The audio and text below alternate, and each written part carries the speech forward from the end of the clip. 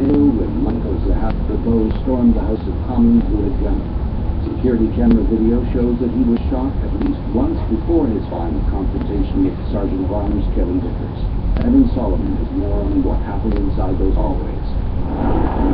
Zahavi rushed up the stairs to the Hall of Honor, where there was another furious exchange of gunfire with other guards.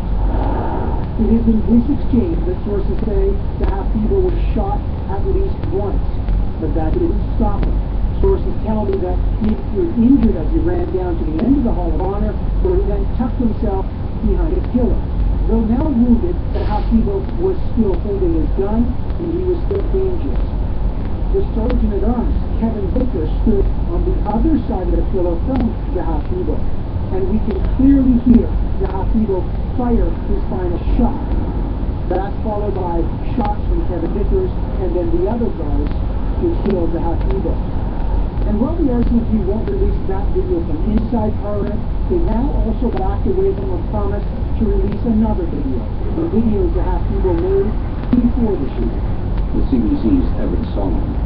A Canadian teacher went on trial today in Indonesia after being charged with abusing a kindergarten student at an international school. Neil Buckingham of Wellington, Ontario, and a teacher's aide insist they are innocent. About 60 teachers and parents of children at the school rallied outside the court to support the victim was subject to suggestive questioning by inexperienced police officers. 5 janitors at the school are being tried over the same allegations. A 6th has died in custody. The Canadian Olympic Committee is set to unveil groundbreaking initiatives that could make the Games more inclusive. The initiatives are meant to support athletes who want to come out about their sexuality. John Northcott has the details. It has always been difficult for athletes to come out. Just look at the professional athletic world and how few have, and even internationally, when you still have 60-plus countries that have laws specifically against gay and lesbian people. Now, this is a situation where the Canadian Olympic Committee is joining forces with You Can Play and EGAL, 2 organizations with a long history of fighting for gay rights, and in particular, in You Can Play, emphasizing it in the world of sport. And coming forward with what would be the most comprehensive, broadest, and maybe even bravest of the initiatives in the sporting world to come out and say, look, we are going to have programs specifically for gay athletes. We are going to have programs that will allow them to come out, and we're going to have programs that will put athletes, not just gay, lesbian, and transgender athletes themselves, but to be able to go into schools and to deal with children there and to get the message across about a lack of discrimination. That's the CBC's John Northcott in Toronto. Alberta Premier Jim Prentice is traveling east promoting pipelines. Today he's meeting with Quebec Premier Philippe Couillard, discussing the Energy East pipeline. It's a $12 billion project that, if built, will move bitumen from the oil sands to New Brunswick. Quebec and Ontario have presented a list of 7 economic and environmental conditions the proposal must meet before they will give their okay.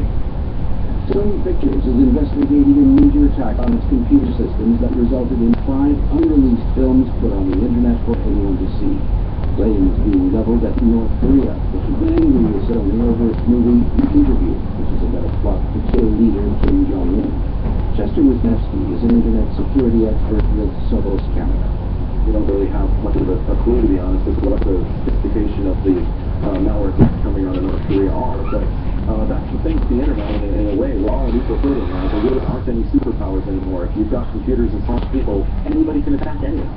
When the North Korean official was asked if his country was responsible for the cyber attacks, he said the world would have to wait and see.